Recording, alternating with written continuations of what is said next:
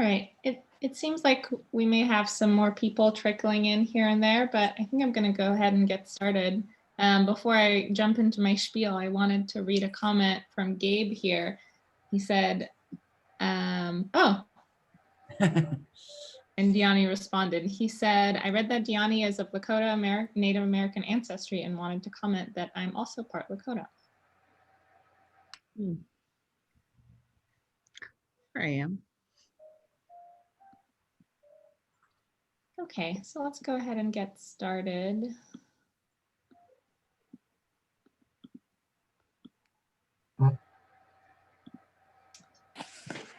Hello, good evening, everyone. Before we begin, I'd like to note that tonight's talk is being recorded, and I'm going to ask everyone to go ahead and mute yourselves until the Q&A portion. My name is Svetlana Yashkova, and I am part of the advisory board of the Carolyn Campagna Kleefeld Contemporary Art Museum at Cal State Long Beach. We acknowledge the Tongva peoples as the traditional land caretakers of the Los Angeles Basin and Southern Channel Islands, and are grateful to have the opportunity to work for California State University Long Beach at the sacred site of Puvunya. We pay our respects to the ancestors, elders, and our relatives and relations past, present, and emerging. I'm very excited to welcome Dyani White Hawk this evening, our third speaker in the Material Concerns Lecture Series. The proceeds from this series help support the museum's collection acquisitions. If you received a ticket to this lecture as a gift, I ask that you please consider making a gift to our museum for $5 or more using a link that will be posted in the chat. In late winter, we will share a slate of potential acquisitions with lecture participants and members of the public so that we can get feedback on which one you'd like to see acquired. Finally, if you haven't already, I encourage you all to check out our YouTube channel, Kleefeld Contemporary, and follow us on Instagram at the Kleefeld. Once again, for tonight's lecture, I ask that you please remain muted while Dyani speaks. After the lecture, there will be a Q&A portion where you will have the opportunity to ask questions. Now, a quick intro to our speaker. Dyani White Hawk, Sičáŋģu Lakota, is a visual artist and independent curator based in Minneapolis, Minnesota. White Hawk earned her MFA from the University of Wisconsin-Madison and BFA from the Institute of American Indian Arts in Santa Fe, New Mexico. She served as the Gallery Director and Curator for the All My Relations Gallery in Minneapolis from 2011 to 2015. Support for White Hawk's work has included several fellowships and grants. She has participated in residencies in Australia, Russia, and Germany. Her work is in the collections of the Museum of Modern Art, Walker Art Center, Denver Art Museum, Minneapolis Institute of Art, among many other public and private collections. She is represented by Bugle Gallery in Minneapolis. Please join me in welcoming Dyani White Hawk. Hello, everybody. Thank you, Svetlana. I appreciate your introduction. I also want to say thank you to Paul Baker-Prindle, who is a longtime friend and supporter, and I appreciate your continued kindness and support in inviting me here this evening. I want to thank the Kleefeld contemporary community at large for the invitation and opportunity to speak with you all tonight and share a little bit about my work and my passions. I really appreciate your time and everybody showing up here, and hopefully we'll have a good discussion afterwards.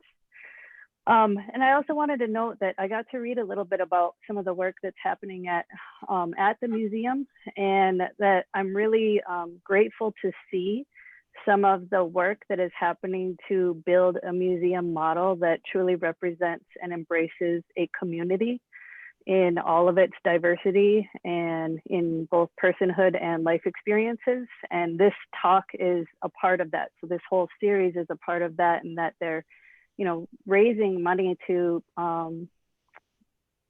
bolster their acquisitions of BIPOC artists. And so I'm grateful to be a part of that and to see the work that's happening there. So thank you guys for the work that you're doing and the invitation to be a part of that. And then I'm happy to be able to speak on the ideas of material innovation. It's a topic that lies at the heart of Native art history and contemporary practices, as well as my own studio practice. So this is an exciting topic for me. And I'm going to share my screen now so we can get rolling.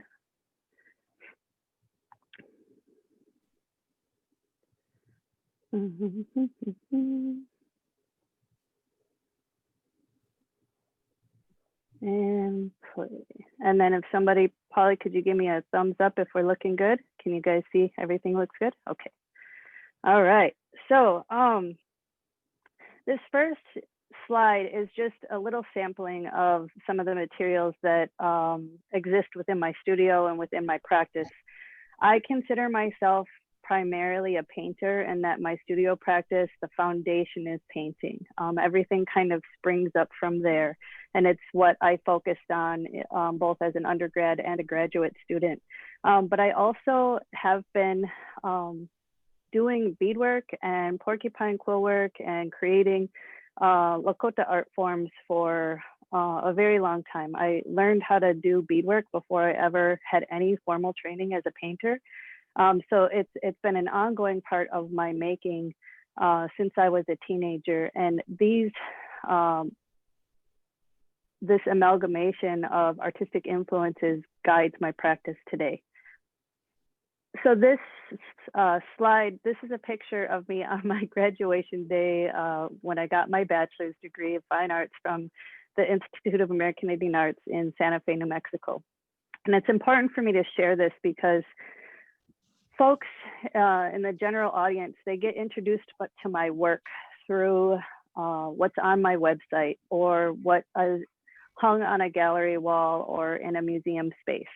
And they don't necessarily see and understand this other part of my practice that is just as important and just as relevant to what ends up in museum and gallery spaces, but also to who I am.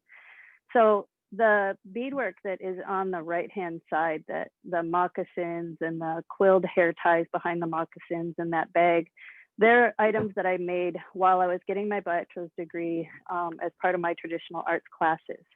And they were part of my BFA exhibition, and they were in cases, you know, next to large-scale abstract paintings, all a part of my BFA show.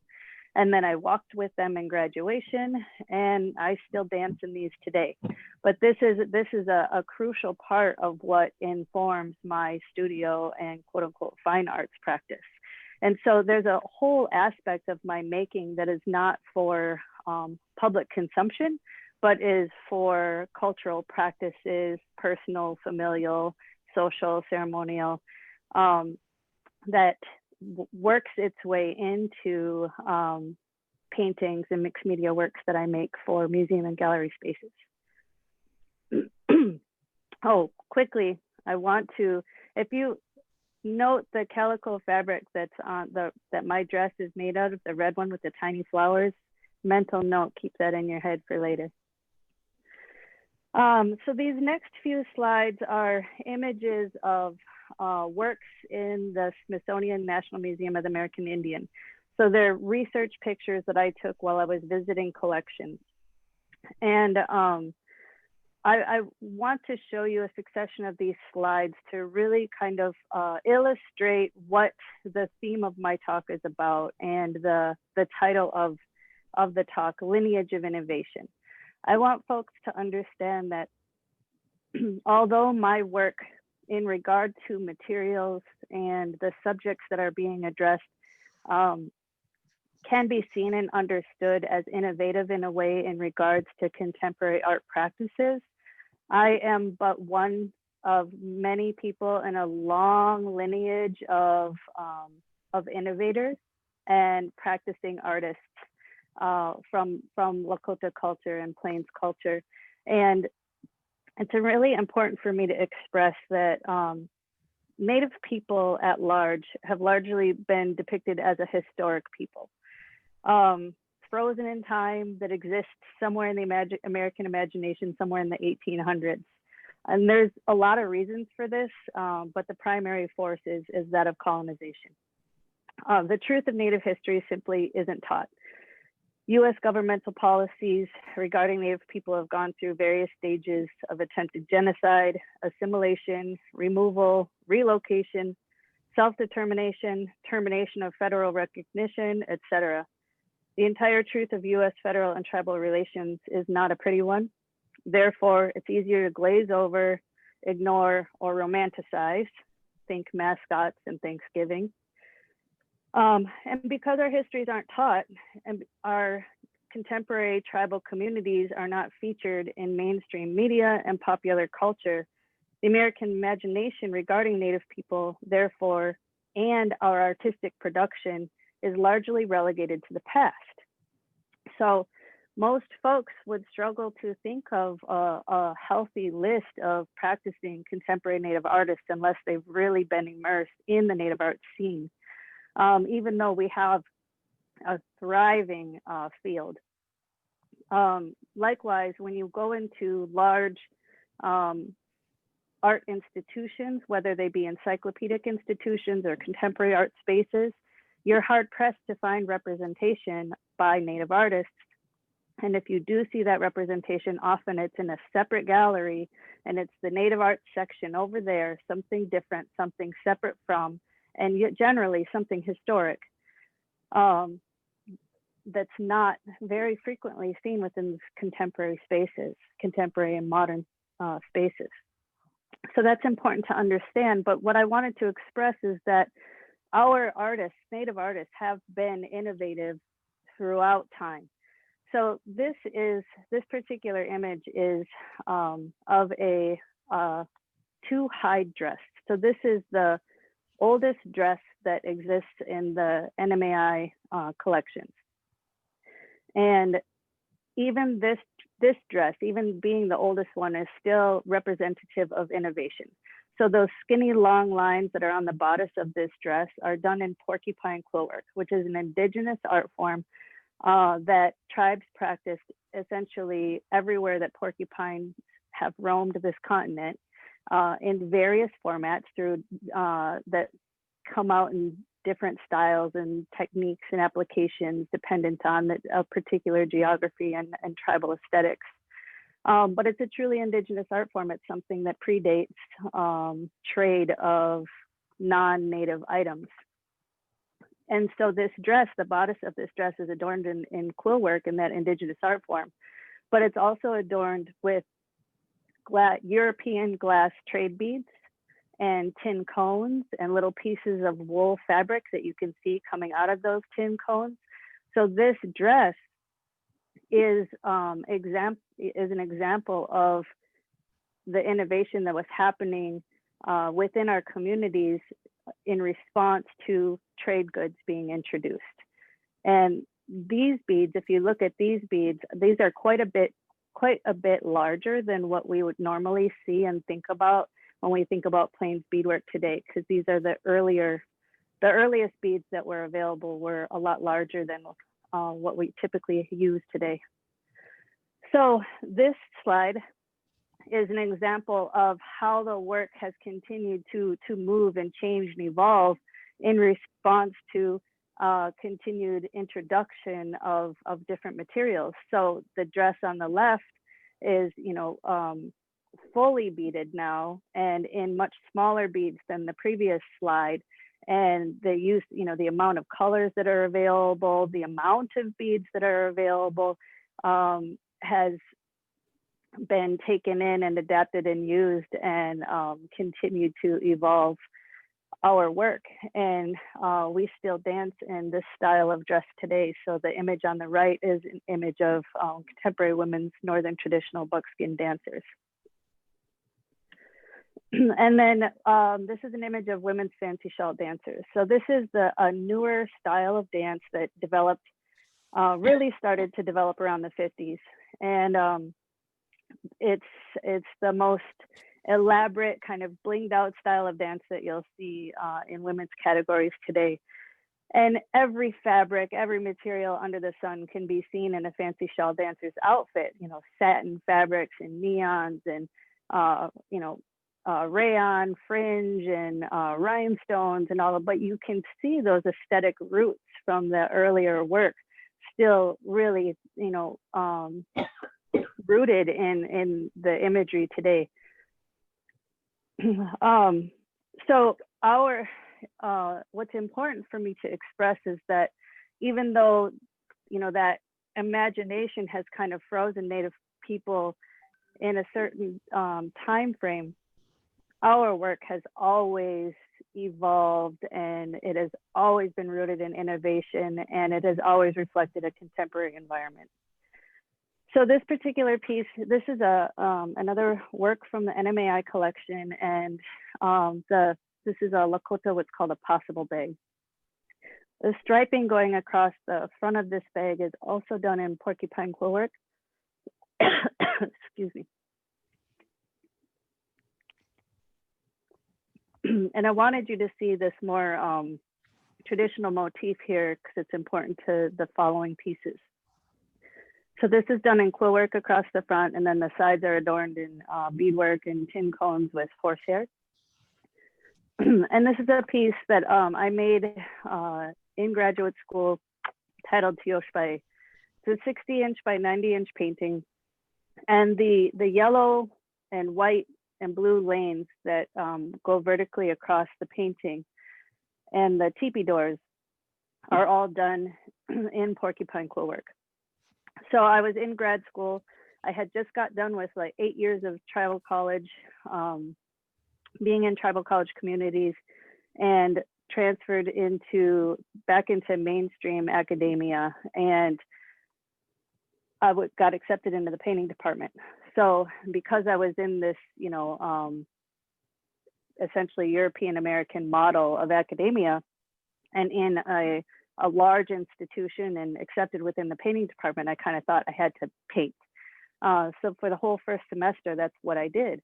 But then I started really missing this other part of my making, doing beadwork and quill work, which is, essential to who I am. And I've learned that, when I'm not painting, I miss painting. And when I'm not doing beadwork and quill work, I miss doing beadwork and quill work. And so I came to this place where I thought, well, if I just start making a pair of moccasins, because I'm in this academia, space of academia, I was going to have to conceptually justify why that was an important part of my practice.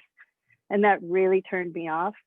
I know why it's important, and I didn't want to have to play that academic game to validate the importance of it. And so I came to this place where I was like, well, I have to figure out how to bring all of those things into a singular moment so that I'm practicing them all at the same time, because I need the concepts and the stories and the teachings that are embedded in beadwork and quill work. I need to bring those with me into my painting practice because it's a central part of who I am. And so I had to figure out how to make them all happen at the same time. And so this Tioshpai piece was really the first exploration into making them happen simultaneously on the same surface. But it took me months to do, and it didn't fit an academic calendar. And I had to figure out how to make it happen faster. And so this piece, Continuity, was the response to that. So there was a number of explorations in between that. But this was the next kind of point of evolution, where I started painting quill work in a representational manner, because although it's not a fast style of painting, it's still faster than actually doing the quill work on canvas. So this piece, titled Continuity, has that traditional motif that I mentioned earlier on the left side, and then as it travels across the canvas, it travels through this particular plane, and then it starts to change form and change shape. And it's supposed to be seen in a number of ways. It can look as though it's becoming undone or disheveled, but it can also look as though it's becoming freer or dancing. And it's all of those things. And it's a representation of the way that culture changes and morphs throughout time. It cannot be stagnant. It is not stagnant, and it's always reflective of what's happening in the time. So this piece is, that it's rooted to its origins. It's still connected to its origins, but it takes a different shape over time. And then I continued to experiment with that and started representing that same concept, or I represented that same concept in this piece with beads. And all of these moves really have informed where my work is today. So this is an example of some of the ways that I've continued to utilize both porcupine quill work and beadwork on canvas, in this particular situation on linen, with paint and gold leaf. And then this piece is really emblematic of what we're talking about tonight. So this piece is titled Resilient Beauty. It's an oil painting, 48 by 48 inch oil painting, and it's about the resiliency of Native people and Native artisans. So Native folks have been through a tremendous amount of oppression and trauma, and despite that, we continue to be a wildly artistic group of people. You can visit any reservation and find a large number of Native artists and producers and creators, and in the urban areas as well. And we're a very artful people. And that has persisted no matter what's happening in history. And that resiliency tends to come out and be represented through what we create. And so this particular piece, on the left, it represents that porcupine quill work and those lanes of beadwork, or that lane stitch style beadwork. And they're coming down and they're painted to look like they're peeling up off the canvas. And then on the right is that a representation of that cotton calico fabric I was talking about. So that has been a coveted trade item since there's documents going back to trade items. And it is a fabric that has worked its way into Native aesthetics and now is associated with our aesthetics. And so the flowers are painted to look as though they're peeling up off the canvas, like they refuse to sit still, and the same on the other side. So this whole piece is about this kind of constant changing and shifting of what's considered traditional and the refusal to stand still.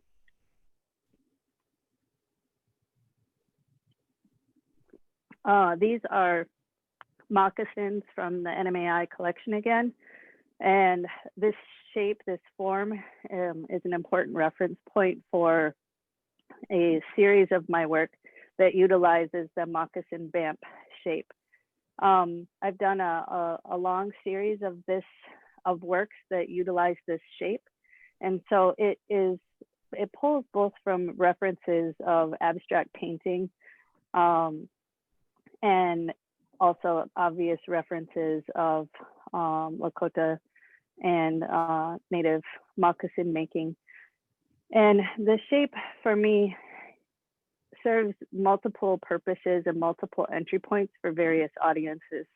And it operates as a stand-in figure that has the potential to have any emotive quality and an agency, and to tell a story without necessarily being tied to human characteristics such as gender or age or facial characteristics and whatnot. It can have that personhood without being relegated to particulars, dependent on how I choose to use it. So on this canvas, it's painted, but the symbolism within the moccasins is beaded onto the surface. So the dragonfly symbols and the 4-direction cross are both beaded onto the canvas, and the rest is painted. So take with you the shape of the moccasins, as well as the doorway that's painted into these moccasins, where you would normally put your foot. And those have collapsed, and in paintings that will come after this slide. So keep those two reference points in mind.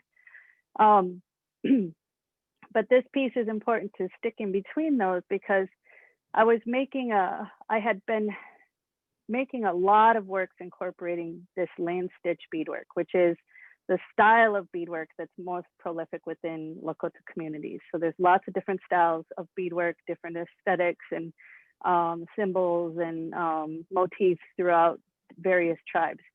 Lakota people have historically used this stitch the most. And so this is the style of beadwork that I utilize, both when I make my work for dance and regalia, but also in my paintings.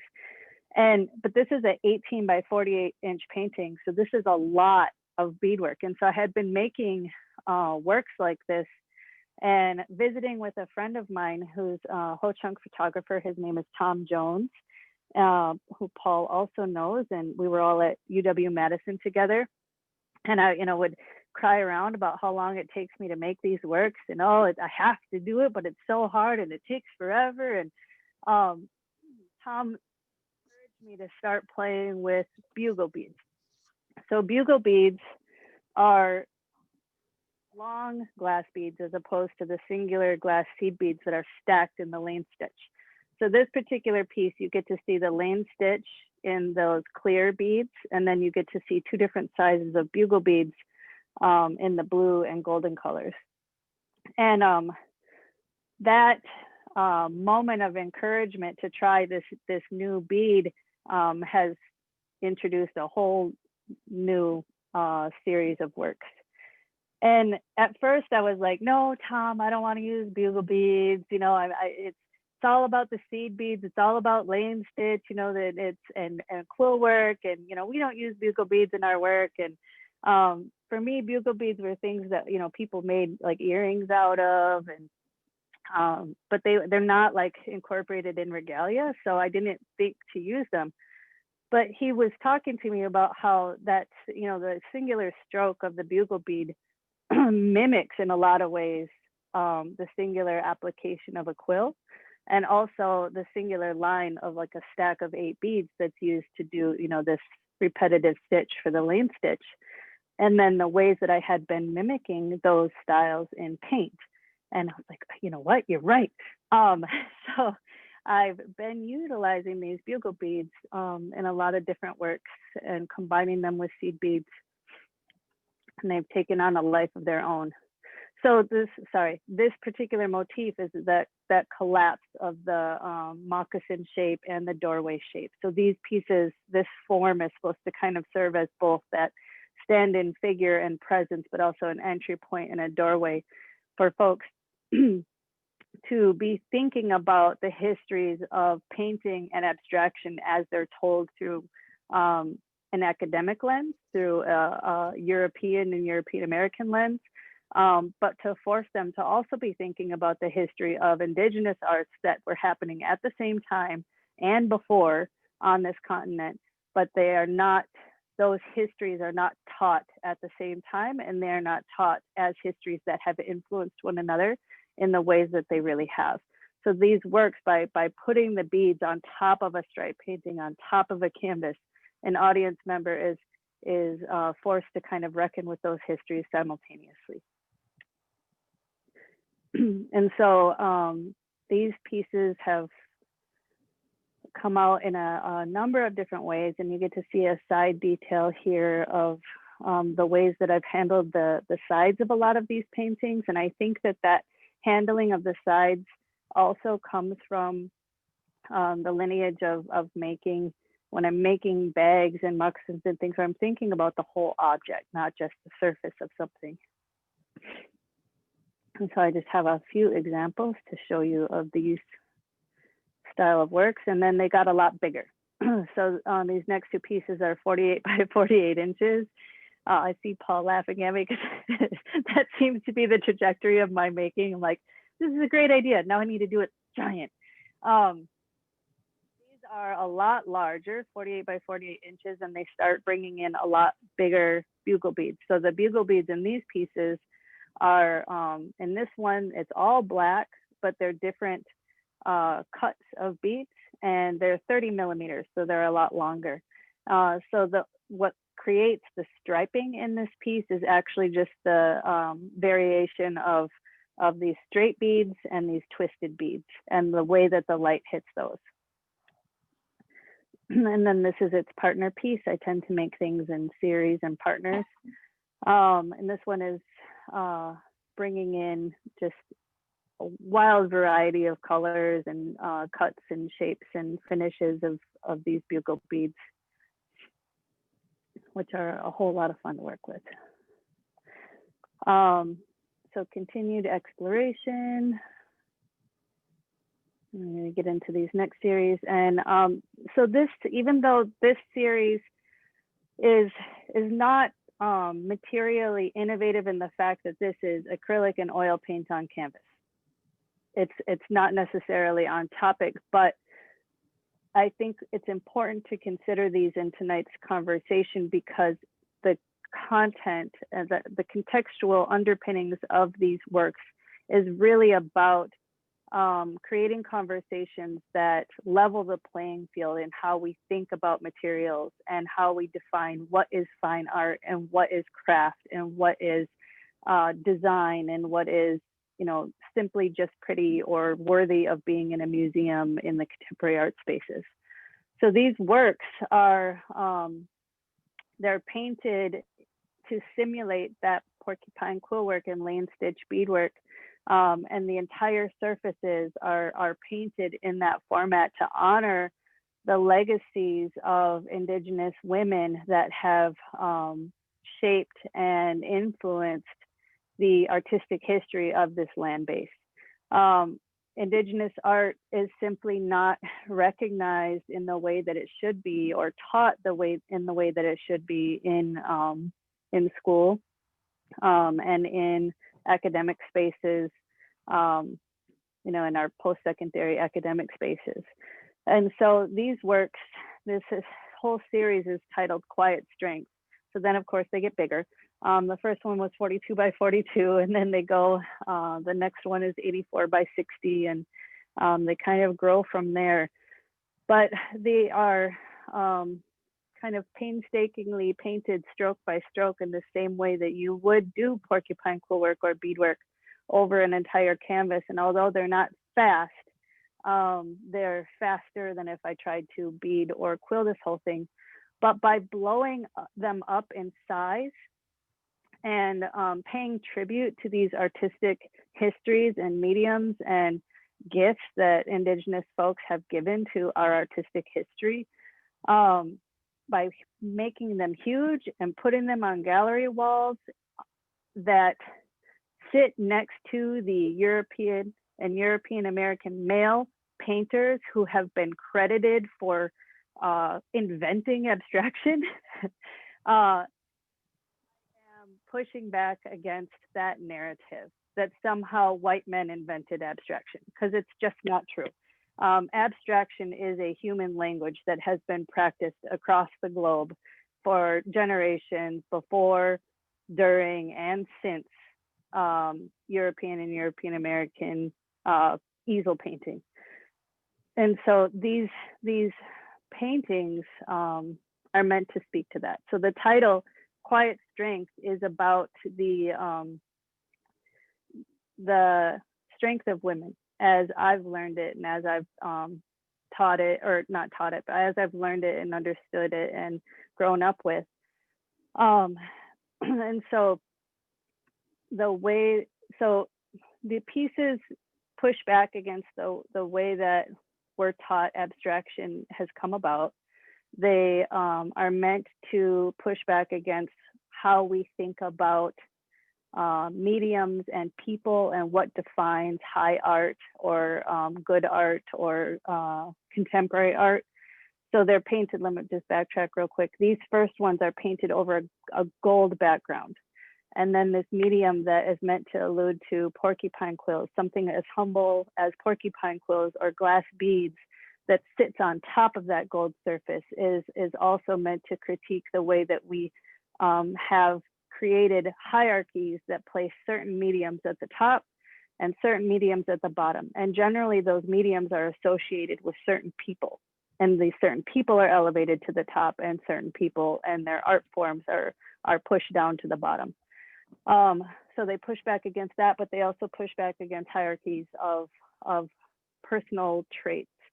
So we've also been taught that book smarts, academic kind of thinking is what is intelligent. male prowess and physical strength is what is strength.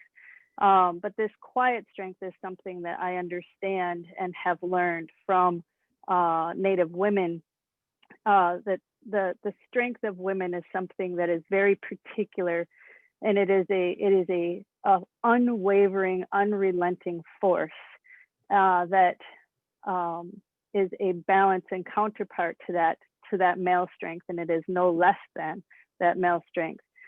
And the way that I explain that to audiences is I think that most folks can think of at least one woman in their life that if somebody in your circle is acting out of hand or acting up, all she has to do is shoot them that look, and you will not challenge her, no matter how small or old she is.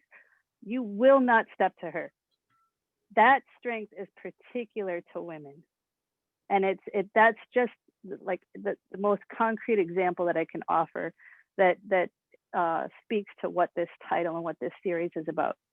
And then it goes on and it evolves into She Gives Quiet Strength, and it starts bringing in coppers and grayscale colors and tonalities that allude to our collective mother and all that she gives, so the land. So gold has somehow been prioritized. All of these things come from the land and are gifted from the land, but somehow gold has been prioritized and it's at the top of the monetary scale, and copper is at the bottom, but copper has medicinal qualities that gold doesn't. So in the same way that we have created hierarchies that put people and materials, you know, in scales of value, we've done that with gifts that all come from the land. So somehow we prioritize oil over people, we prioritize gold over copper, we prioritize, you know, whatever it is, and it creates imbalance, and it creates chaos and oppression, and so these pieces are meant to really think about those collective gifts in the way that in communion, in community, all of these gifts help support life. So this one is the largest, 7 by 10 feet, and it is also paying tribute to the gifts of turquoise. And this is just a detail shot of those larger pieces so you understand what's happening in the larger images. And I know I need to probably wrap up so we can get talking about other things. So quickly, these last few ones are, this is the latest series, it's called Carry. And these pieces are, they most directly reference the works that I would be making for cultural use.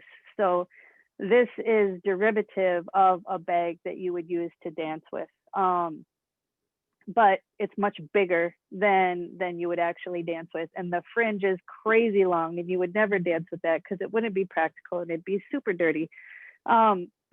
And the beadwork is not exactly the way that you would make it. The beadwork almost exists in this place that's like part lineage from beadwork and quillwork and part lineage of painting. And but it's utilizing the same form. So it started on a canvas, but it's a functional bag. It's backed with buckskin and has these feather adornments and brass sequins and all of these elements that pull from, you know, the history of Native art forms. But then this fringe, both in this piece and the next piece, come out into the space. And so it's a critique on the way that that the idea of function has been used as a way to diminish the work of essentially brown people in all reality. So this concept was put forth that, you know, if something is functional, it can't possibly be of high concept. You know, it can't possibly be of high value in the way that you're thinking about it. You know, that the best art is strictly it's the most conceptual art, and folks are looking at, in the past when folks have looked at work by Native people, they're looking at it, it's functional, it's pretty designs, it's craft, it's, but it's not high conceptual work. But that's just not reality. There are Native histories, tribal histories, familial histories, cosmologies, land knowledge, scientific knowledge. There's so much knowledge embedded and communicated through our artwork, and there's generations worth of conversations embedded into those works. They are conceptual and they are functional. And in my opinion, all art serves a function. All art is functional. Even if the function is simply to push a conversation within the art world forward into the next phase, that serves a function. And so these pieces are meant to push back against that idea that if something is functional, it's not high art, it's not conceptual art. But they also, the reason why the fringe is so long and comes out into the space is you're forced to respect them in that space. You have to walk around them. You have to see them. You have to acknowledge that they're there and respect their space and their presence.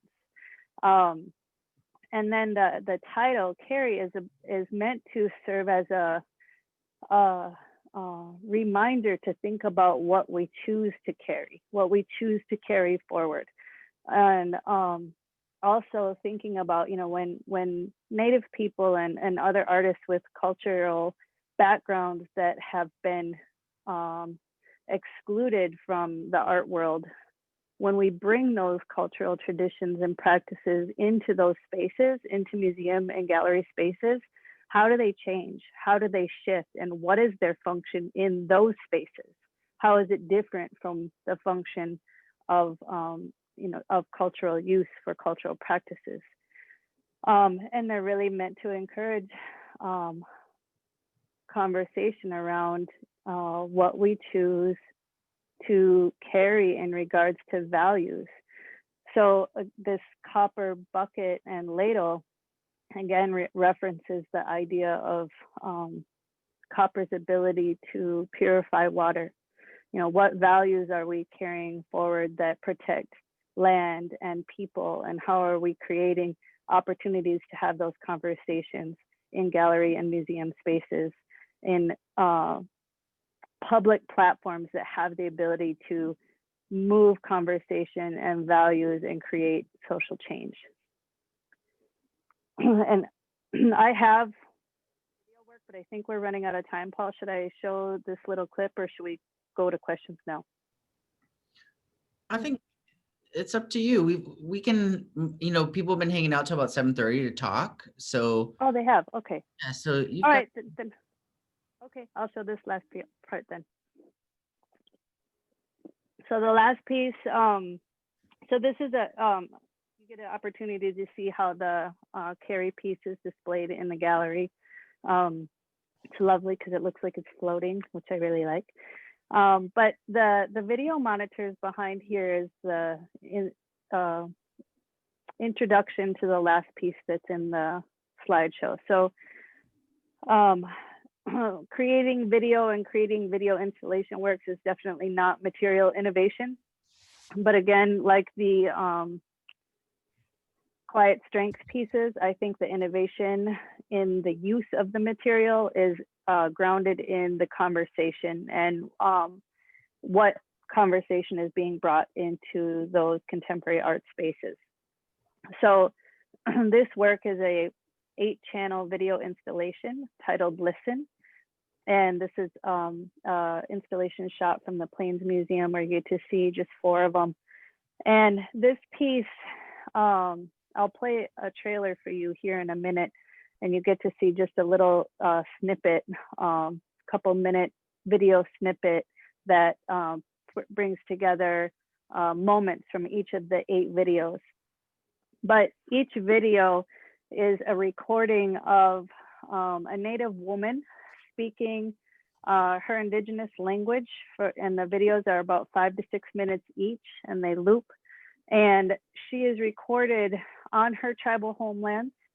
And the video is layered in a way that the landscape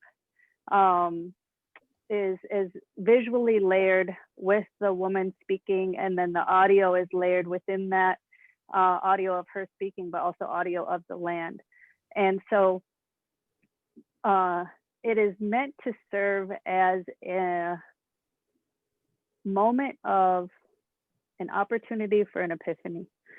So the didactics on this piece talk about the fact that as Americans, your average adult American, we can walk down the street and most of us can identify by sound probably upwards of 15 to 20 languages just by sound. Even if we don't know the words, you know, we can't translate what they mean. That person speaking Italian, that person speaking Spanish, that person speaking Hmong, that person speaking Chinese, Japanese, French.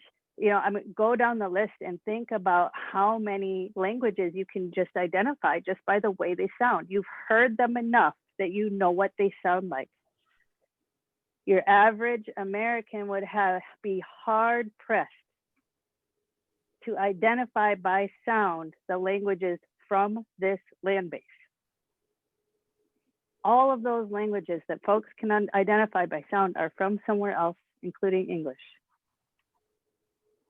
So by presenting that simple truth, that simple idea, and then giving people an opportunity to be introduced to the sounds and cadences of a tiny sampling of the languages indigenous to this land, just 8,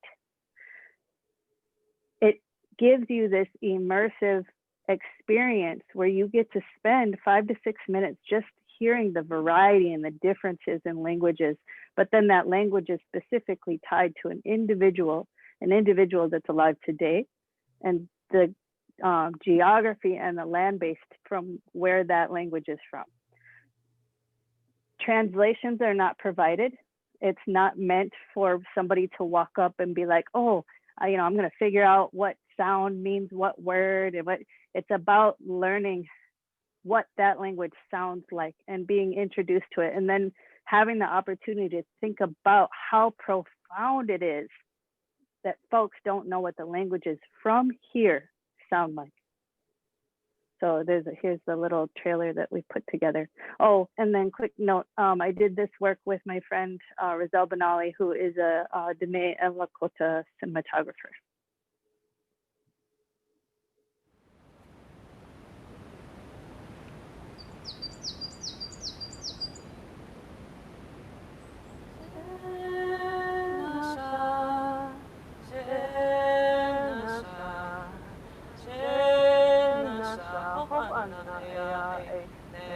Eshkwag kibwa manio migiziwag bemasegma meswema gibiasha going gibiashasi ya kutsan kutsquer kem kutsan kutsquer katamom matakanave mvavak yat kutskonyedik nyavi anyevaik nyavi kmank.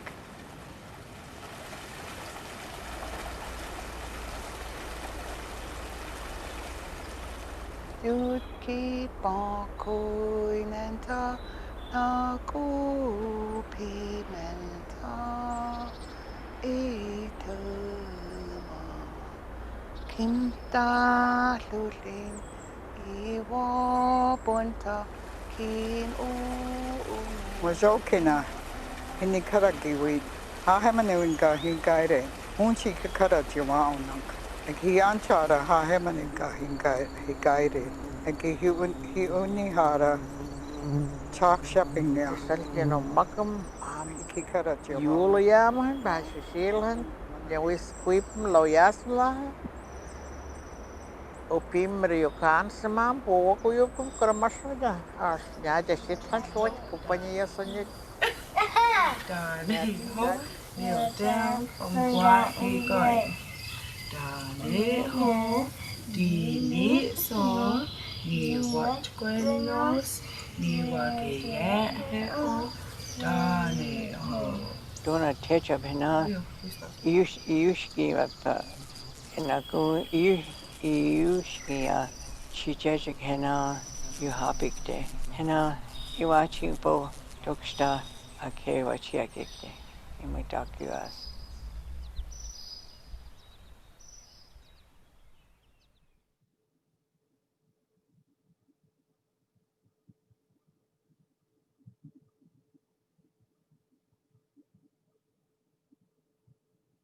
All right. Okay, that's it, folks. Everybody go home. No, I'm just kidding. Thank you. I can see you're clapping. Thank you. And I'm open for questions, and I love questions and conversations, so don't be shy. Dyani, thank you so much for your inspiring presentation. That last piece, I think, really Thank spoke to you. a lot of people. Someone said opportunity for an epiphany. Yes. Yeah. So I'm just going to run down some rules of the Q&A. I ask that everyone please remain muted. And if you'd like to ask a question, you can either physically raise your hand and I can call on you, and then you can unmute yourself to ask the question. Or alternatively, you can type a question into the chat box and then I'll read it out in the order that we get them. So.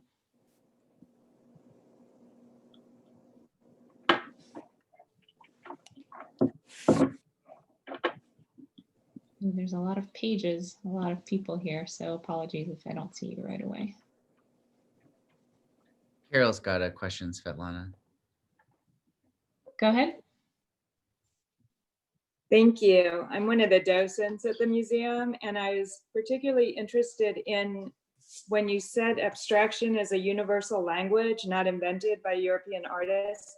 Could you elaborate on that a little bit more, and where you, like, I like that idea, and I'm just very curious about how you came to that, and if you could elaborate a little bit, please. Yeah, and I certainly can't, I'm not a history teacher, so I'm not going to go down a long list of this community says this through their work, but Native folks and Indigenous folks to this continent have been speaking through abstraction far before easel painting ever showed up here. And I know that from my own education within my own culture, and through, you know, speaking with other Native folks and being taught art history through an Indigenous perspective at tribal colleges. The symbolism that's in our work is embedded with teachings and cosmologies and deep thought and concepts. They're not just pretty designs. And you can look at, you know, there's symbolism utilized throughout Indigenous communities all over the world that predate easel painting. And I think I can say with certainty that those folks were also speaking through abstraction. They're not just pretty designs across the globe, you know? And so the same thing with painting, you know, painting has been taught from this perspective that easel painting is painting. But human beings have been painting with earth pigments and various forms forever. You know, I mean, and painting is a human instinct, and there are histories of painting all over the globe that predate and also have been practiced along, you know, the same timeline as easel painting. But we're taught in academia that painting is this thing that happens in a studio on a piece of stretched canvas, and that's a part of painted history, and it's a part of abstraction, but it's not the only part of it.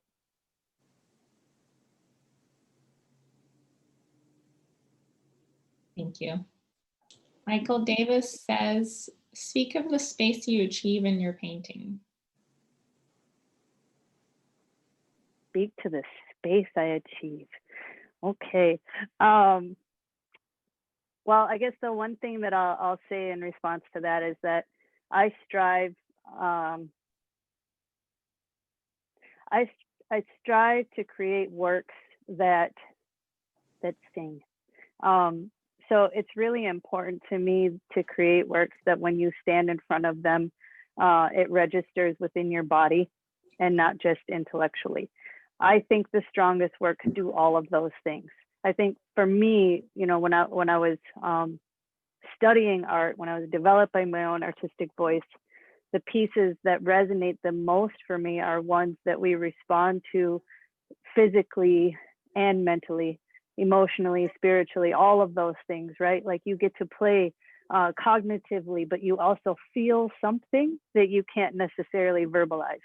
And so I try really hard to create that effect in my own work. And for a few reasons. I think I want to be able to gift an audience member or somebody that stands in front of the work with the medicinal qualities that art has the ability to extend. We keep coming back to art, to creation, and to standing in front of creation because it fills us in a way that is healing and nurturing, in a way that feels us similar to when we stand in front of, you know, a forest or a waterfall or the ocean. You know, there's something about that is nurturing that our spirits need.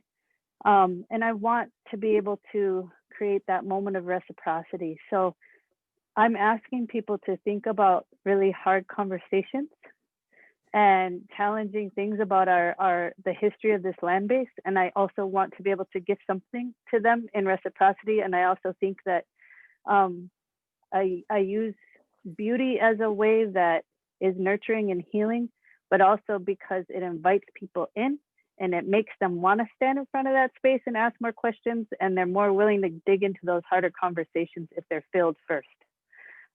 So that's the space I hope to achieve in the work.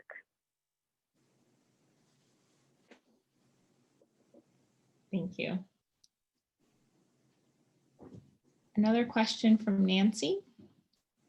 I would love to hear more about your thoughts on arts instruction and how you might envision the path forward to allow future Native artists more flexibility in their practice. In particular, is media-specific instruction a core problem, or are the conceptual labels, such as modernism, the primary cause for tension? Hi, Nancy. Nancy was my instructor at UW-Madison as well, so I've learned a lot from Nancy. I learned a lot from you, Dyani. Thank you, dear. I think that, you know, I know that there's a lot of tentacles to this beast, I guess. I think there's a lot of ways that Native folks and Native artists have been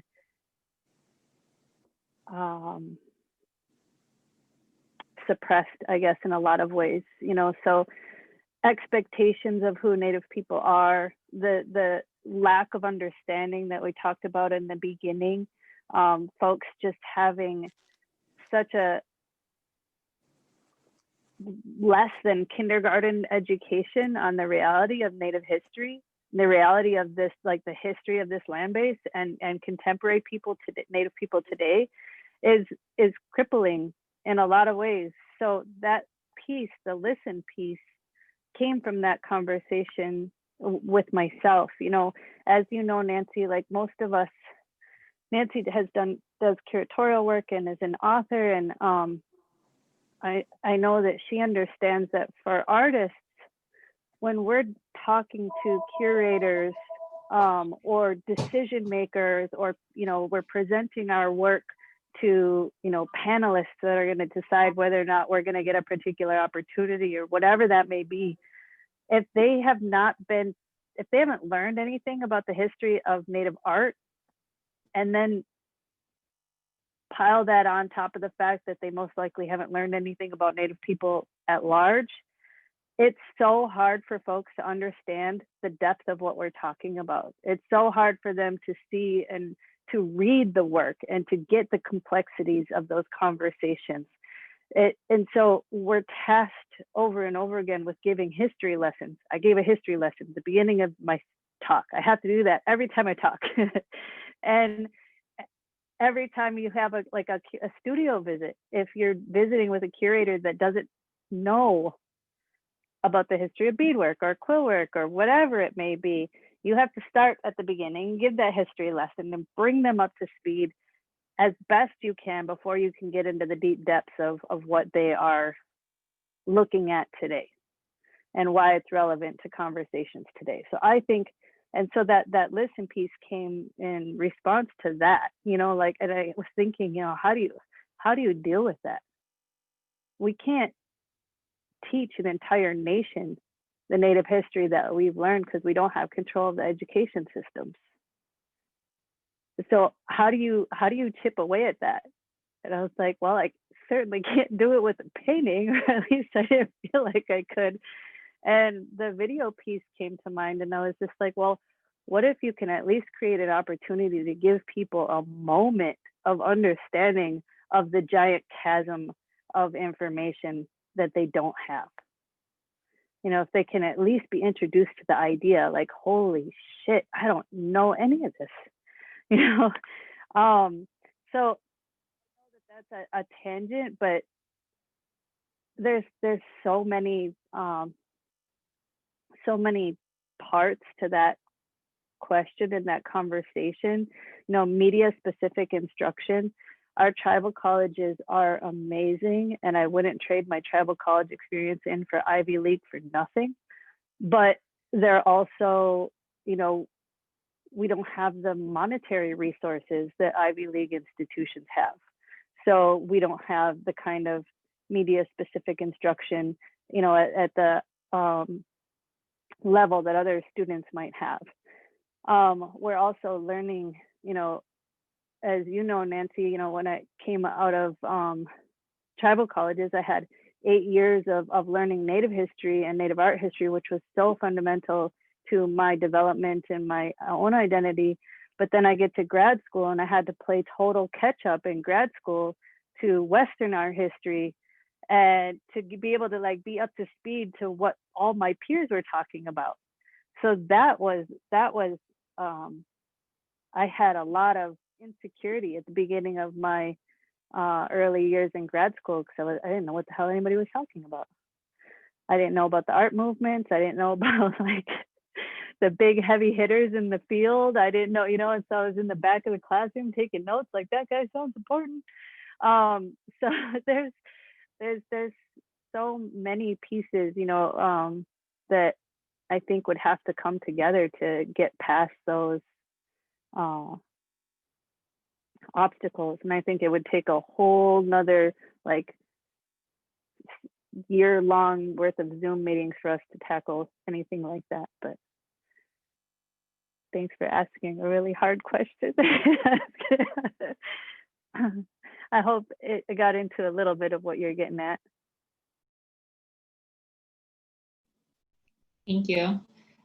Sorry, my video was lagging a little bit. I saw, Carol, that you had a follow-up question. Did you want to ask it now, or? I just wanted to say thank you so much. And your work is amazing. And I really is making me think very differently tonight about a lot of the basis of where we think art starts and where it goes, and how different cultures are just so affected by their own traditions, right? So thank you. Yeah, thank you, Carol. I appreciate that. And thank you for the docent work that you do. That's important work too. Thanks. Thank you. The next question is from Ruthie. I think you said you started with beadwork before moving to painting and mixed media. How did you come to and first connect with beadwork? Oh, so I started to learn beadwork as a teenager, and I was taught by my mom's friends. So my mom was adopted off the reservation when she was 18 months old and relocated to Wisconsin. And so I grew up in Madison, Wisconsin, so outside of my tribal community, but I was really raised and nurtured within the Madison Native urban community. And we had weekly potlucks where the Native community would get together in Madison, and we'd eat, and the guys would practice singing, and a lot of the women would sit and make and do beadwork and sew, and the kids would practice dancing. And I learned beadwork there at the Wilmar Center in Madison from friends of my mom. And I still bead on the same bead tray that our family friend, Mary Funmaker, she's a Ho-Chunk woman, she gave me that tray when I was a young teenager, and I still use the same beading tray. So, but that's that, like I learned how to do beadwork before I ever had any formal painting instruction.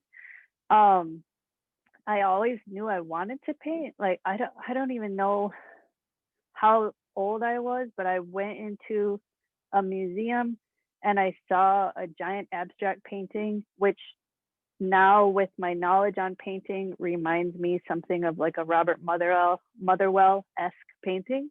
And I remember seeing that painting, and I remember wanting to do that, whatever that was. I just remember like desiring it. But I didn't get to have any formal painting instruction until I went to IAI. So I made my first like official painting as a part of my portfolio application to get into undergrad. So yeah, beadwork came first, and then they developed together in undergrad and grad school. Thank you. The next question is from Christina Valentine. I appreciate your conceptual innovation in hybridizing the art historical narrative of abstraction/minimalist practices with Lakota references. Do you find this aspect of hybridity being interpreted evenly in art writing? From your presentation, it seems that this is not the case.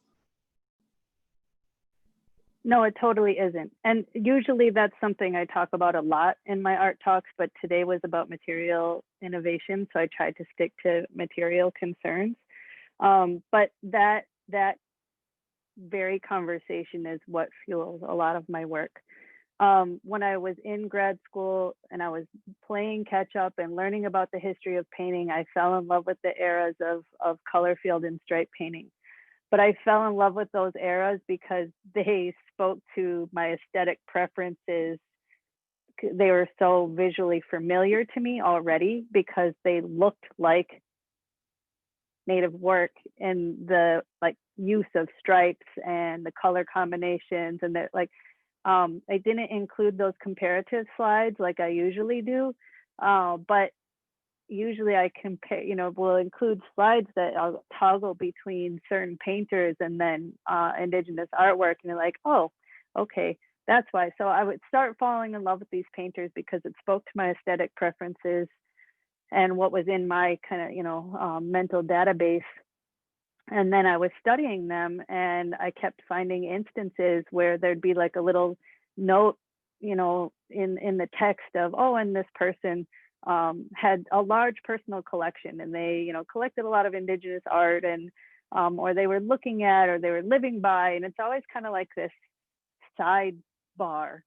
And for me, being a Native person, learning about it in this kind of the opposite direction, I was falling in love with these painters, but I think it was because these painters were being influenced by Indigenous art. And so it was this kind of cyclical affinity and love for a certain aesthetic. And I started feeling frustrated because the work that's in collections, whether it's, these guys' personal collections or in museums, that work, the makers of that work are not credited the same that European and European American artists are credited. So, okay, they're looking at Native art. What tribe? What region? What was the artist's name? Like, you have a big collection. Do you know who made that work? And when folks were collecting work that now lives in our museum collections, names weren't taken. Oftentimes tribe wasn't denoted. And so these are just anonymous makers that, because they weren't considered artists. It was something other than, it was, oh, we better scoop this up because this this culture is dying, it's disappearing, we're going to collect this. And now these objects kind of just like stand in and as representatives and as entire cultures. But the artisans, the names, the more often than not women that made this work aren't talked about, aren't celebrated, aren't valued in the same way that their male and European American male counterparts are. And so my work is trying to encourage people to critique and think about the way that we're telling our art histories. How do we start to tell our art histories in a way that corrects that and recognizes it and hopefully creates models that don't continue that?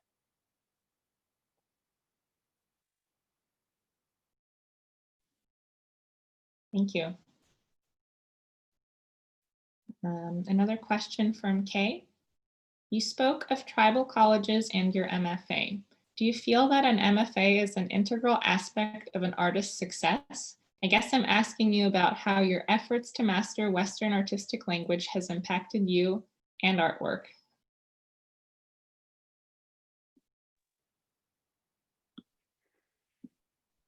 Okay. And then Kay, are you Cherokee? Where are you, Kay? I don't know where she is, but there's a lot of people. Here I am. I'm right here. Sorry, I'm Creek. Oh, Creek. Hi, Kay. I know. Hi. I was like, you're from Oklahoma. I was trying to remember which tribe you were saying thank you in, or which language you were saying thank you in, but I knew it was Oklahoma. But I think, okay, do I feel it's an integral aspect of an artist's success? And no. Okay, let me clarify. I think it's been extremely important for my own development. It gave me 3 years of really focused attention and development. It gave me extremely important networks and relationships. Paul Baker Prindle, Nancy Meislow, Tom Jones. People that I've talked about tonight are connections that I made while I was in grad school. The reason I'm here tonight is connections that I made while I was in grad school. I mean, this, you know, it's the relationship building that happens in grad school, the focused time to really dig in and develop your artistic voice is a gift that grad school allows. And sometimes the battles that you have to have with yourself, and sometimes, even though I think some of them are awful and BS and should never exist, some of the battles that I had to have with not so woke folks have given me some of the greatest motivation and have helped me develop some of my strongest arguments for why my work and the work of other BIPOC folks is wildly important and needed. And so I'm extremely grateful for my grad school experience. I don't think it's the end all be all of everything. And I don't think every story is exactly the same. And I know artists that have done, you know, have had success and developed their practices without that tool. And I don't think that every model is for everybody. I think that those kind of generic assumptions of what's right for everyone get us in a lot of trouble. And I've also, I attended an alternative high school after I almost failed out of my first high school experience. So I also just understand that there are different learning styles and that different folks thrive in different environments. And I think we will be a better people when we learn that. And so I don't think the grad school platform is for everyone. And then different grad schools would have different approaches and different styles and different faculty. And so one person's experience might be great and another person's experience might be miserable. I also think grad school has a lot of, academia at large has a lot of growing it needs. Thank you. In referencing the previous question, Christina Newhouse from the museum says, someone like Ed Moses was directly quoting Southwest Indigenous blankets, for example. And Mark Roscoe was living around New Mexico area too. And so was Agnes Martin, even though I don't think Agnes Martin would admit there's influence there. But a lot of those folks were in and around Indigenous communities. Frank Stella too. He collected Southwest blankets as well. I want an art, like I got to have my little time of artist research to dig and to learn and to understand this, but I really want an art historian to dig into the depths that art historians do and write that book. It's not me, but I'll create the work for it if somebody else wants to take that on. But it would be so fascinating and revealing to have like the big, long documented list in the various ways, and I know that it wouldn't be possible to get it all past tense now, but I think it's a lot deeper than we're led on to believe.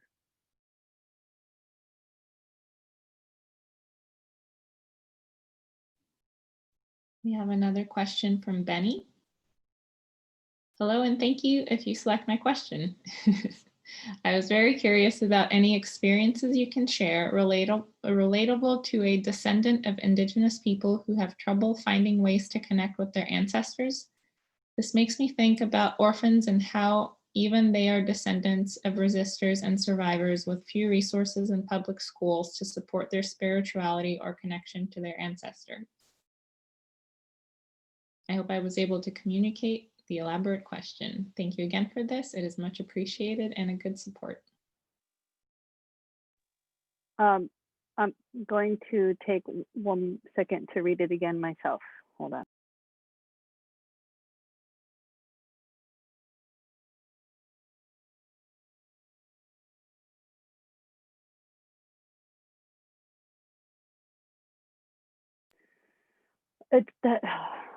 It's a hard, complex, layered question with so many pieces and parts and no straight answer. Sorry. It's okay.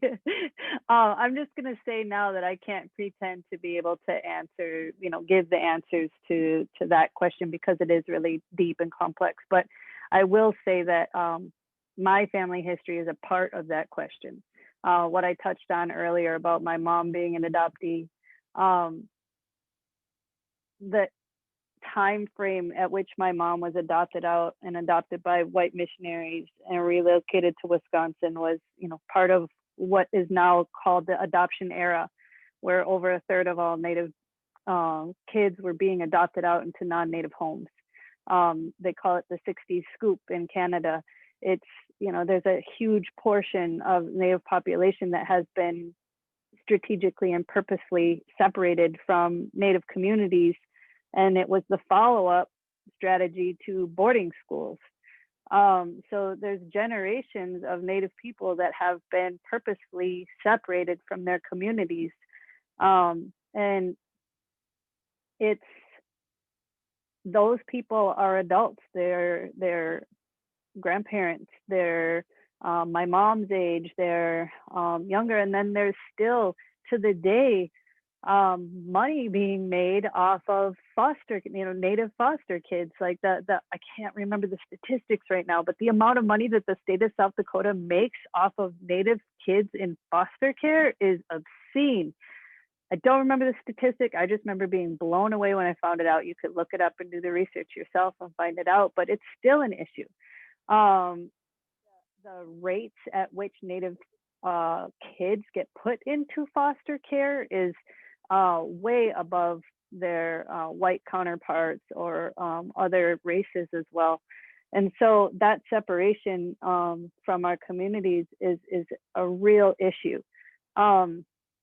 And it's the work that my mom does. So my mom was an adoptee, and now it's everything that she does. She works with tribes to create opportunities and events to welcome their relatives home in a way, because a lot of folks don't know how to do that, don't know how to how to reconnect, how to find their families, how to, walk back into a powwow or walk back into those cultural spaces that they are so far separated from and haven't learned anything about. So the nervousness and the insecurities that folks have when they've only been taught white culture, how to be around their Native relatives, it's scary. And, those obstacles alone will keep people away.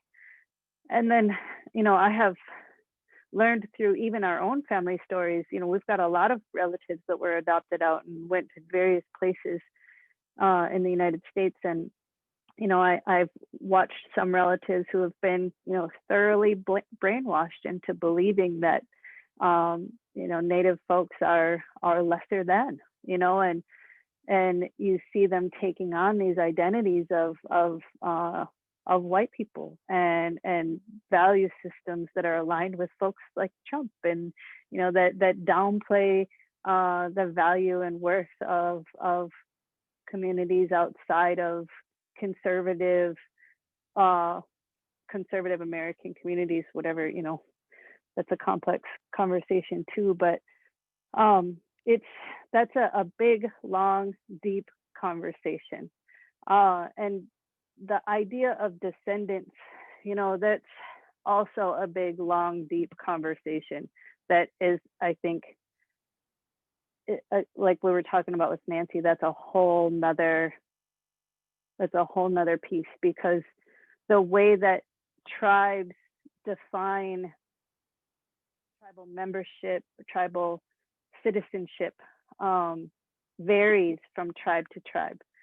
The way that a tribe thinks about the idea of descendancy varies from tribe to tribe. And that is connected to tribal sovereignty as well. And so, I don't know, as far as like, sharing about experiences I can share relatable to that. My story is super relatable to that because of my mom's separation. Like, my mom was reconnected with our family. It was either in 87 or 88. So the first 11 years of my life, I know, like I lived knowing I had the label of you're Indian, but I didn't have a whole lot of context to bring with that. I just knew that I was, and I would get called out a few times in school and picked on and this and that, or in, weird situations that I didn't understand what the hell the conversation was about or what was going on. And then later in life, when my mom was reconnected, she did everything she could to make sure that that we didn't suffer the same disconnect from our identity and who we are that she did. So we traveled back and forth to Rosebud as often as monetarily possible. And she did everything to make sure that we were raised within the Native community in Madison, and that we had a really solid grounding and understanding of who we are as Lakota people. And so I've learned the necessity of that reconnection. And I've learned to understand that our family story is a direct byproduct of this country's history. When I was younger, being mixed and growing up in the city and not knowing my language, I carried a lot of shame for all of that. Like, it was all my fault, oh, well, I'm light skinned, or I can't speak my language, and my learning of cultural practices and all of that, it came later. That started when I was like 13. And so I didn't have those early years of being at ceremony and being at powwows and being at, immersed within our culture.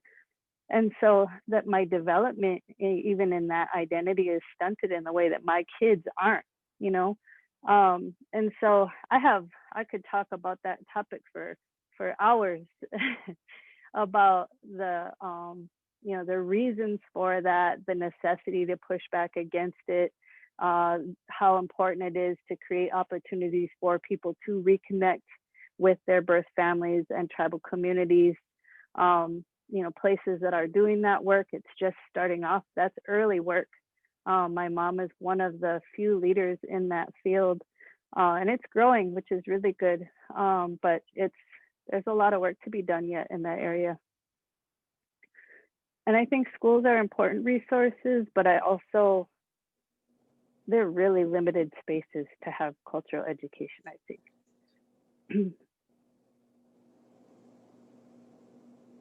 Thank you for I'll sharing. just stop that. there with that one. Thank you. Thanks for giving some of your family's background. I see that we have a lot of comments about this topic in the chat, so I encourage you to read through all of it. And then in the interest of time, I'm just going to take one last question and then wrap things up. I know Paul wanted to ask a question. The benefit of being the director, you get the last question, I guess. I think a comment and then a question. One of the things that, because of the focus of this talk, we didn't get to maybe mention, but one of the things that I love so much about being in front of the beaded work in particular is that the paintings move, that they're alive. And it was something that, it's embarrassing to admit, but it's like, I never connected until, I think Jennifer Marie mentioned it. And, I wanted to point that out for everybody's benefit, that like, as you walk past these beaded surfaces, it's very akin to what regalia would look like, right? That there's a consonance between ceremonial dress and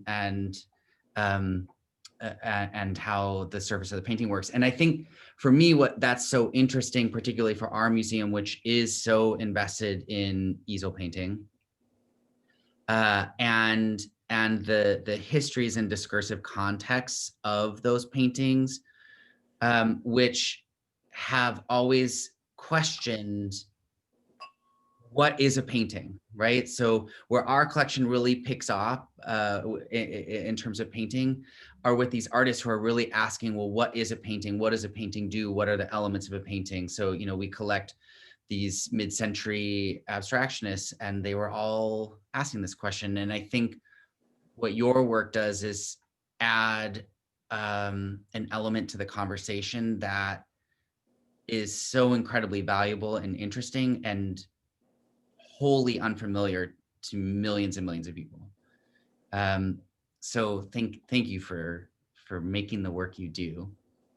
And my question is, one of the things that where your talk started off with historical objects, and it's something that I think a lot of people don't know, that it's incredibly difficult to study historical objects by Indigenous makers, oftentimes because they're loaded with arsenic, right? You can't even touch them. And so I'm interested sort of how your journey working with museum collections has taken shape.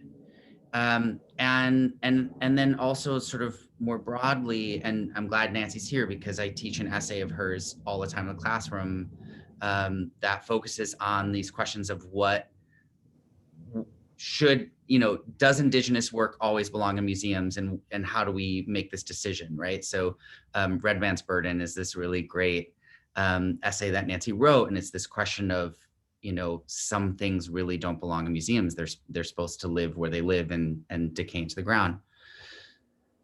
So I'm curious how you have navigated as a person whose practice is already cited very heavily in this kind of dancing in both worlds model.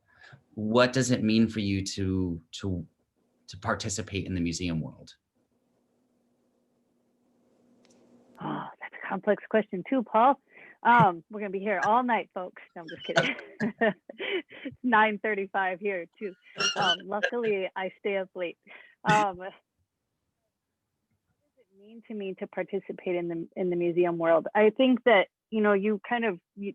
by asking that question, you're touching on the very beginning of the presentation and the very end of the presentation. Um, I absolutely love the ability to spend time in collections. And it's been a really important part of my practice and development. And I came upon it totally by accident. I was doing research and was looking up moccasins, and I found, actually, I would think I was looking up moccasins because I was trying to make a pair of moccasins for my mom's husband, who's Omaha. And I don't know anything about Omaha designs. I only make Lakota designs and style work. And so I was doing research and I was trying to find, I'm like, oh man, I got to brush up on Omaha designs. And so I was looking online, and then I found this like amazing collection of images of moccasins. And it was a really great like online database. And I was like, oh, these are so cool. And I got so excited. And I was like, man, I wish I could see these in person. And then it just happened to be that it was the Wisconsin State Historical Society. And I was like, it's literally right down the road. And so I called them and I was just like, well, I wonder if they would just let me come visit. And so I called and I asked if I could come visit, and they were so excited. And they're like, yes, definitely come visit our collection. We'll set up a date. And so I went and I set up a date to visit, and that's how like my desire and continued participation to visit collections was spurred, and where it was born from.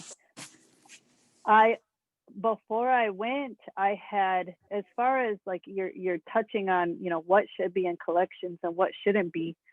Even though I hadn't been in collections yet, I had an experience once when I was in Kansas. So I went to Haskell Indian Nations University before which is a tribal college in Lawrence, Kansas.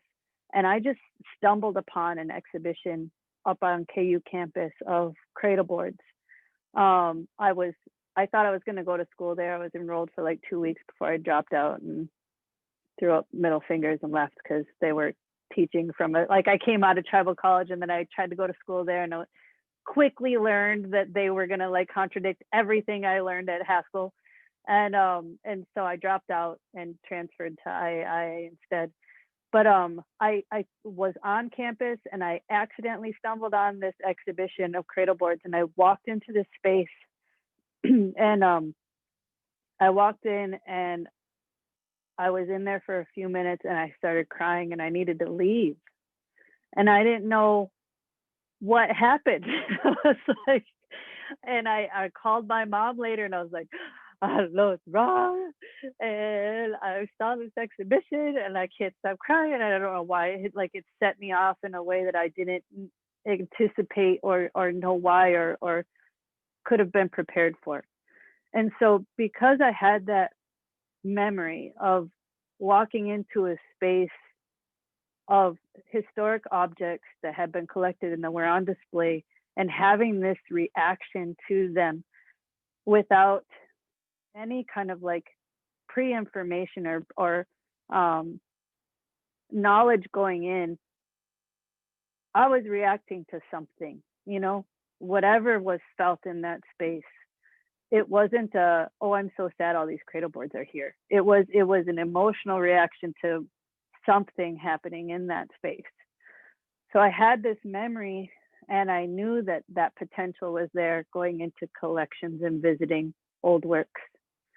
So I've been cognizant of that every time I go into collections. Before I go in, I always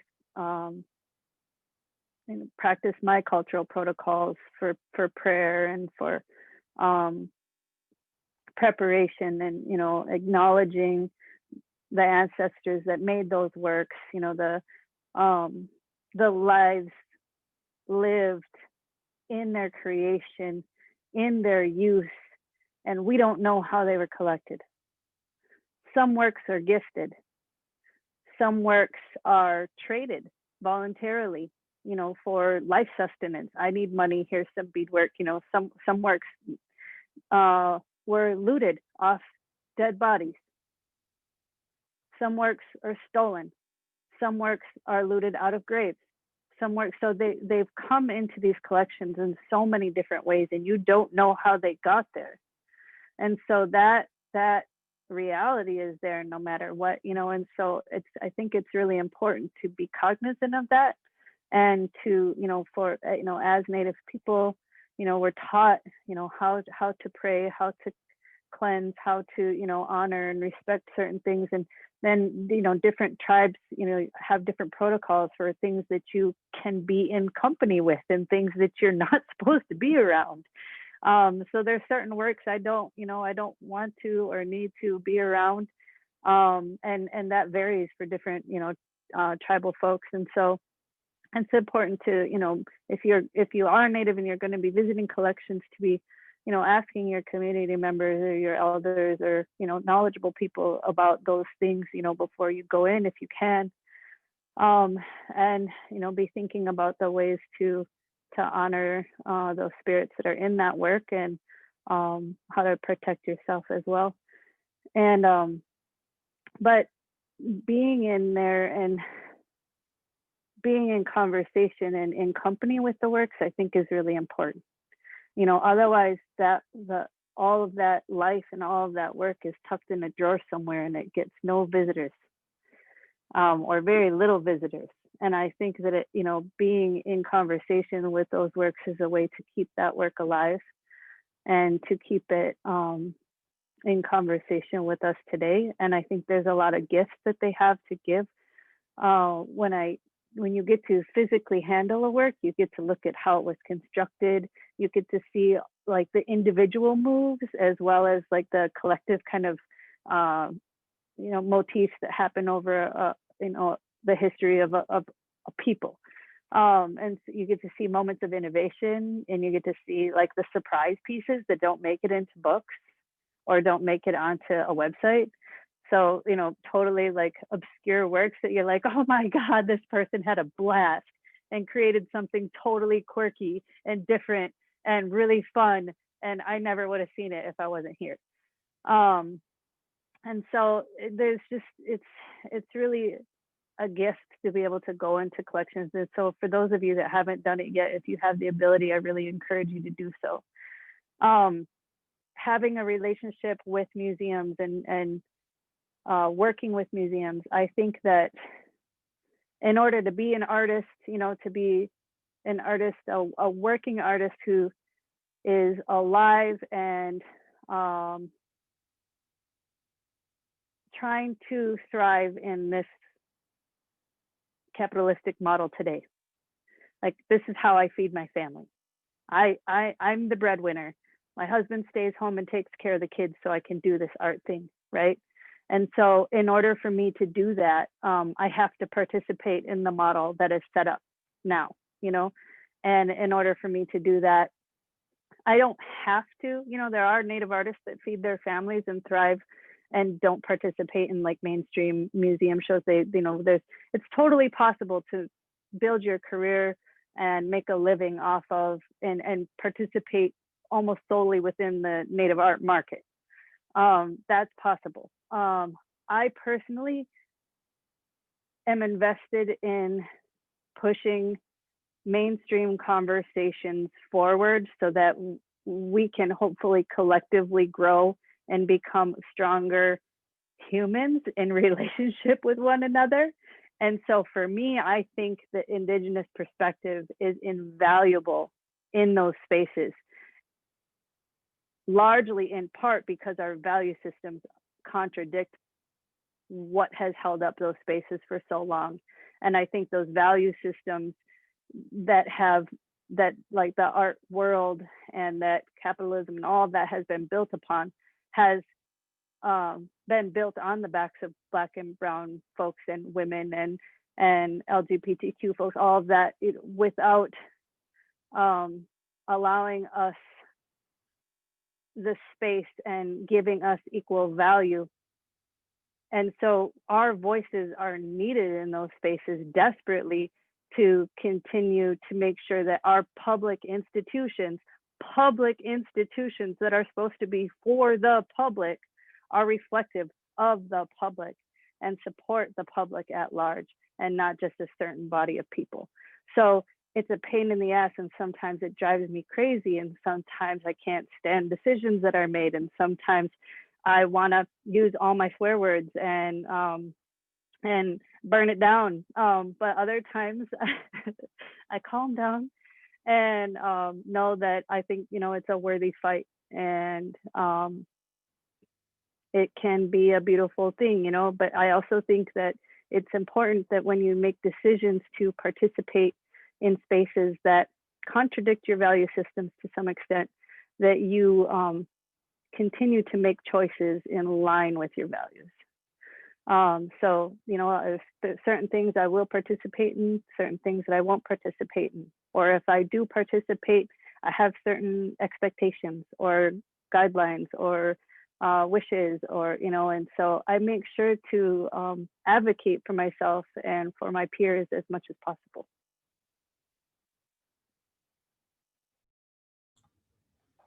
Thanks, Dyani. Thank you Thank so you, much. Paul. Thanks, everybody. This was so awesome. Thank you. Thank Let's you. once again give a virtual round of applause to Dyani. Thank you so much for joining Thank you. us. Thank you. This was wonderful. Thank you. Thanks for sharing all that. And thanks Thank everyone you, everybody. for participating in the discussion and the lecture series. I encourage you all to sign up for newsletters so that you can be in touch and also check out further future events. So thank you all so much. Stay safe and have a great evening. Thanks, everybody. I really appreciate y'all being here. Have a good night. Thank you. Good night. Night. Thank you. So long. Bye. Bye.